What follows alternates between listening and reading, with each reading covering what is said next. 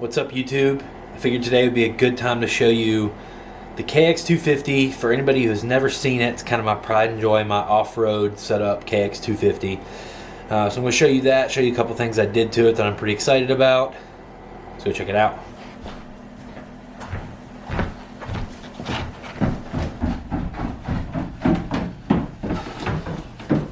Alright guys, there she is. If a lot of you guys have been around for a while, are well aware of her. So, little backstory. I have 3 of these 07 KX250s. One here, and 2 right there. Nothing wrong with any of them. I've just kind of robbed some parts that I've needed that I haven't reordered yet. But, yeah, so one is set up for moto, and the other is just bone stock with only a few hours on it. And then this one I kind of set up for off-road.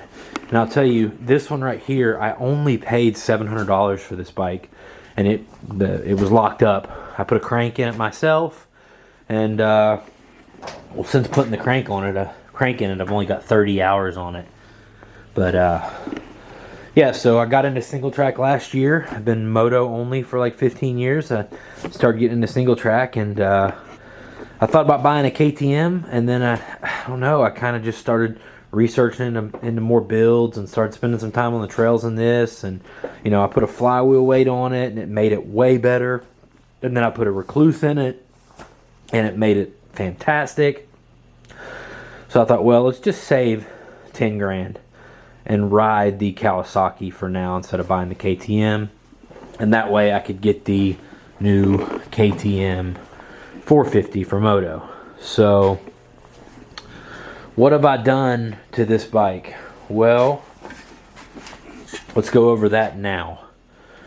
First of all, the newest and most obvious thing is this Seat Concepts comfort seat. And I'm super proud of this because, guys, Seat Concepts doesn't make a comfort seat for a KX250 two-stroke. I don't even think they make one for a KX250F or 450F, but they make the kit for the KX250F or 450F where you can put it on your seat pan. So basically what I did here was I ordered the kit for like whatever the 14 model KX250F range is. I ordered the kit for that, and then I got some guys to send me some seat pans from the Kawasaki KX250 two-stroke group that I have on Facebook. Shout out to those guys. I got on there and asked for some seat pans if guys didn't need them, and I had like 4 guys send me seat pans for free. I just covered shipping, so shout out to those guys. Thank you so much. Yeah, so I put the 250F, just had to trim a little bit of the center part of the foam, and it went on here pretty well. As you can see, it doesn't fit perfect, but it fits pretty darn good. And this will be just I've rode with these seats before on Husky T300s and stuff, and they are amazing for single track or anytime you're spending more than 20 or 30 minutes on the bike. So I'm pumped about that. You probably won't see any other KX250 two-strokes with a Seat Concepts comfort seat. So super cool. Got the Moose grab handle. It's just got the spacers and changes out your bolts right here. I also got one on the front. Just wraps around your forks. These are so handy when you're super tired, 2 hours into a race, and you get into a sketchy spot. Love those things. What else? So like I said, I got the 11-ounce flywheel weight, I believe, from Steely, and that helped so much as far as being able to chug at a low idle up the hills and stuff. You guys know all that. But then the Recluse finished it for me because now the KTMs don't have that electric start advantage on me that they did because I never stall it because of the Recluse. And I have not had any issue that you'll hear guys say as far as, oh, you get in a weird spot on a hill and they free roll or blah blah blah. Yeah, I've never had that problem. I can you know, I'm 5'11", 220 pounds. I can hold my dirt bike. So what else? Okay, I've got the mica bars. Let me tell you, these bark busters, these are not P3 bark busters. These are like some cheap eBay bark busters that were like 25 bucks, and that I just wanted to get and make sure I was going to enjoy single track before I got some good ones. So basically, I took these P3 shields that I had laying around and just drilled holes and put them on front of the bark busters, so it looks way better. Shout out to P3 for those. I will probably swap out the bark busters at some point, but man, definitely the riding we have here in West Virginia, it's not the same as out west. You'll hear Dirt Bike Channel and some of those guys talk about how they don't like bark busters, they just run regular handguards. Well, come to Appalachia and ride our single track where that's not an option. We don't have those wide open spaces. We need bark busters. There's just too many saplings. It's just too tight. So those have been good. A lot of guys think I'm nuts because I run my phone right here and use it as a GPS or whatever I need. Guys, I've been running these mounts like this on my Dual Sports for years. I've never had one fall off. This is a $12 Amazon Roam mount. I believe it's down in the description. Yeah, I don't run my phone, my $1,200, $1,300 Note Ultra, Note 20 Ultra, but I do run I have some old Samsung S9s and stuff. I say old, they're only a couple years old, but I run them in there and have never had an issue. Basically what I did was I cut the bar pad right here, and that left me enough room on the crossbar to mount that. So pretty cool. These Polysport fork protectors, I just had them laying around, so I threw them on there. I'm not going to leave them on there, I don't think, because I don't like the look of them. I'm about to revalve and freshen up the suspension on this thing anyway, so those are coming off. I put the KX450 front end on it, which would be like the 16 to 18 model 450 front end. That's the gray number plate and the gray front fender, which all works pretty easily. P3 carbon pipe guard. Obviously P3 doesn't make a pipe guard for the KX250, so this is just one I got for a KTM 300 of some sort, and it fits pretty good in this area. There is a gap back here, but it doesn't bother me if it doesn't bother you guys, so I just think it looks cool, so I'll leave that on there. I've got the Duval skid plate. It's very hard to find a decent plastic skid plate for these, so I had to pretty much go with aluminum, but I like the look and I haven't really had any issue with the sound, so no problems there. I got the IMS 3.1 tank.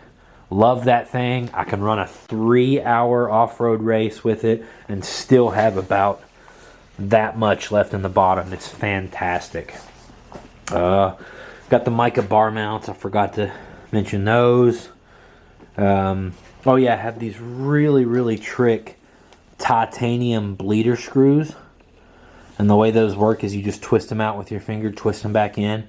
Those were made by Stealth back in the day. I don't even know if Stealth's still around. These were like $50, and I just had them laying around and tossed them in there. Really proud of those things. I got some other stuff. I'd like to get a shifter and some pegs and a few other things to bling it up. Like I said, my bumper is in really bad shape on the rear shock, so I'm about to service the entire suspension. I got the TM Design Works rear chain guide. I just put a new rear sprocket on it. Got a chain going on it this week. Got the green, I think the UFO, the green UFO side plates. But speaking of plastic, I have the Restyle kit. If you go back in my videos, you can see me installing my new graphics on the Restyle kit. But I felt really guilty about installing that Restyle kit in the middle of winter when it is absolute mud baths here in Appalachia. So I'm probably going to wait till it dries up in the spring to put the brand new plastics and graphics on. But I do have them. They're upstairs, and I'll probably just take you up there and show them to you in a second once we finish going over the bike.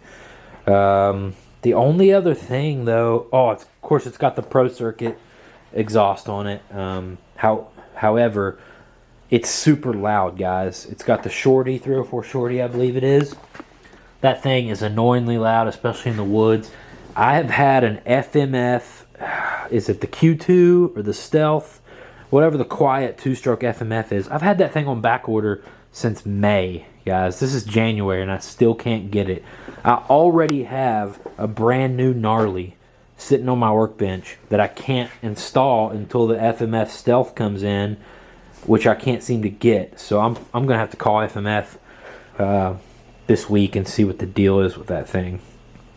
But I think that's it, guys. Oh, rear tire, I'm running the Shinko 505 Cheater. Absolutely love the tire. Haven't got to try the 525 like I want to. May like it more, I don't know. But I've got the 525 Cheater in the tubeless Moose. The Moose that's made by Tubeless. So absolutely love the feel of it. I still am running a motocross front tire and a tube in the front, but that's going to hopefully change pretty soon as well. So that was a lot of information, but for any of you guys interested in KX250s, I know it's a dwindling few out there, but it's a cool little niche of people. Just comment down below, let me know if you got any questions. Before we go though, let me show you the new plastics and graphics. If for some reason, there's the old ones that I had on there a long time ago. If for some reason you missed the first video, here they are.